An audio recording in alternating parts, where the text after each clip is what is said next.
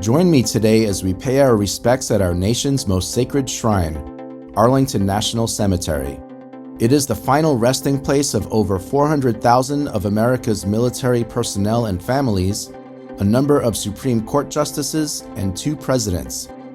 It is a must-see for student tours, and in this series I will show you the cemetery through this lens as we see what they see when I guide them. We will visit the graves of President John F. Kennedy and his brothers, see the changing of the guard at the tomb of the unknown soldier, spend time at the Memorial Amphitheater, investigate individual graves, and walk through its grounds. It is a magical space where even the most quiet of my student groups become filled with curiosity and questions, and I will share what I know with you as well as give a behind-the-scenes view of the trips. Take a look at the black sign on the way in, the one that says, "Conduct yourself with quiet dignity and respect at all times." Remember, these are hallowed grounds.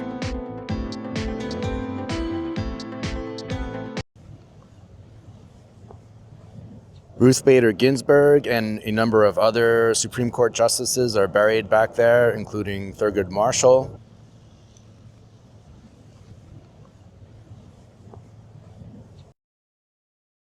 Fun fact, Ruth Bader Ginsburg and I were both born at the same hospital, Maimonides Hospital in Brooklyn, New York. Our lives started out exactly the same until we left the hospital. You, John Fitzgerald Kennedy, do solemnly swear I, John Fitzgerald Kennedy, do solemnly swear that you will faithfully execute the office of President of the United States that I will faithfully execute the office of President of the United States and will, to the best of your ability, and will, to the best of my ability, preserve, protect, and defend the Constitution of the United States. preserve, protect, and defend the Constitution of the United States. So help you God. So help me God.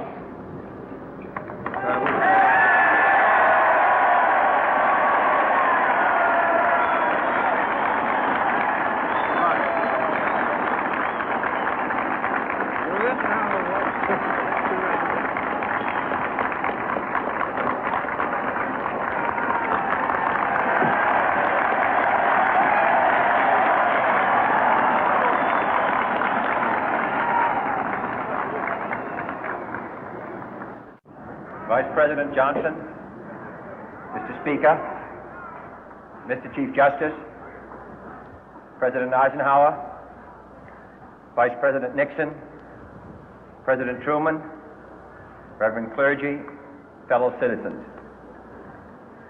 We observe today not a victory of party, but a celebration of freedom, symbolizing an end as well as a beginning, signifying renewal as well as change. For I have sworn before you and Almighty God the same solemn oath our forebears prescribed nearly a century and 3/4 ago. The world is very different now, for man holds in his mortal hands the power to abolish all forms of human poverty and all forms of human life. And yet the same revolutionary beliefs for which our forebears fought are still at issue around the globe. The belief that the rights of man come not from the generosity of the state, but from the hand of God. We dare not forget today that we are the heirs of that first revolution.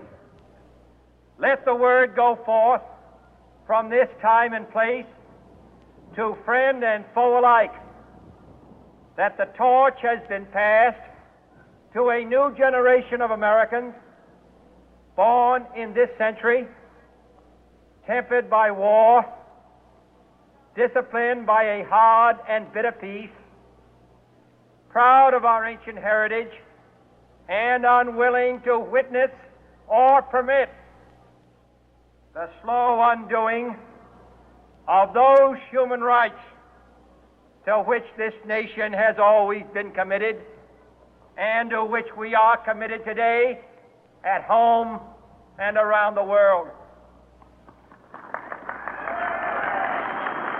Let every nation know, whether it wishes us well or ill, that we shall pay any price, bear any burden, meet any hardship, support any friend, oppose any foe, to assure the survival and the success of liberty. There's a closer view of Arlington House, and right now we are in the section of the Kennedy brothers. So that is Robert F. Kennedy's grave right there, and further down we have Ted Kennedy, and further past a memorial to Joe Jr. So let's take a look up here.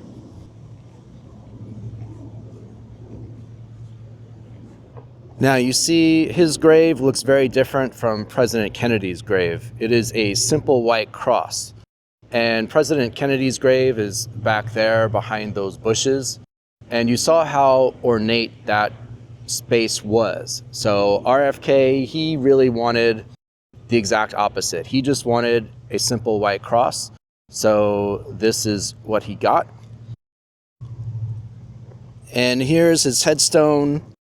Now, this has been a thing here at the cemetery where people have been leaving pennies here, and they're really not supposed to. The cemetery keeps saying not to do it, but people keep doing it.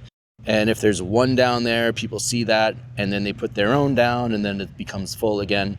But it's really not supposed to be like this. And you see his wife, Ethel, is buried as well. So she only passed away recently, last year, 2024. Robert F. Kennedy, he was the Attorney General in his brother's administration, and there were 4 Kennedy brothers. So he was number 3 out of 4, the second youngest, and President Kennedy was the second oldest. So they were closer in age to each other, and they were very close. And after President Kennedy's assassination, Robert F. Kennedy became senator from New York, and he ran for president himself. But while he was campaigning, he was assassinated in 1968 by a man named Sirhan Sirhan. He was a Palestinian American who grew up in Jerusalem. He saw lots of violence at that time between Arabs and Israelis, and his own brother was killed. So he had very deep feelings about that situation. And RFK was very pro-Israel, and while he was campaigning, he said that if elected, he would send 50 fighter jets to Israel. This deeply angered Sirhan Sirhan, and this was really the basis of his motivation to assassinate Robert F. Kennedy, and this is what happened there.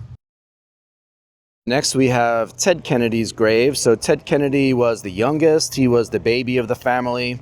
And he was also the only Kennedy brother out of the 4 to survive until old age. So he was 77 years old when he passed away.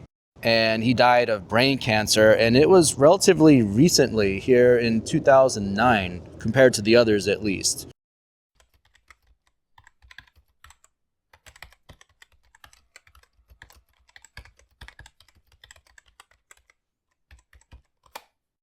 And he became a senator for Massachusetts and was senator for almost 50 years, 47 years as senator, and he died in office.